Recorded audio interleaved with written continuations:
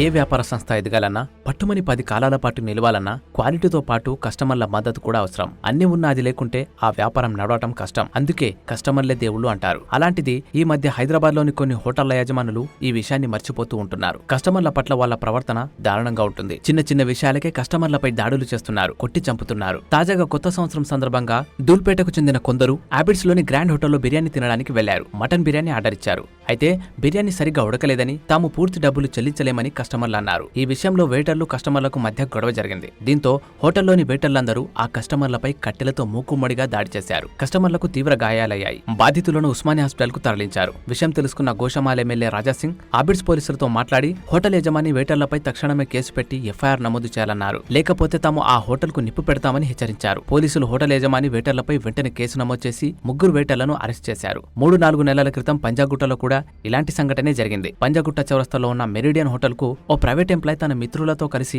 బిర్యానీ తినడానికి వెళ్లాడు. ఎక్స్ట్రా రైతా కావాలని అడగడంతో వెయిటర్ దురుసుగా సమాధానమిచ్చాడు. ఈ విషయంలో వారికి వెయిటర్ కు మధ్య గొడవ జరిగింది. వెంటనే హోటల్లోని వెయిటర్లంతా అతనిపై మూకుమ్మడిగా దాడి చేశారు. ఈ దాడిలో అతను అక్కడికక్కడే చనిపోయాడు. పోలీసులు కేసు నమోదు చేసి వారిని అరెస్ట్ చేశారు. హోటల్ను సీజ్ చేశారు. ఆఖరికి తినడానికి వెళ్తే ప్రాణాలే కోల్పోవాల్సిన పరిస్థితి ఇప్పుడు హైదరాబాద్ బిర్యానీ హోటళ్లలో నెలకొంది. దీంతో బిర్యానీ సెంటర్లకు వెళ్లాలంటేనే కస్టమర్లు భయపడుతున్నారు.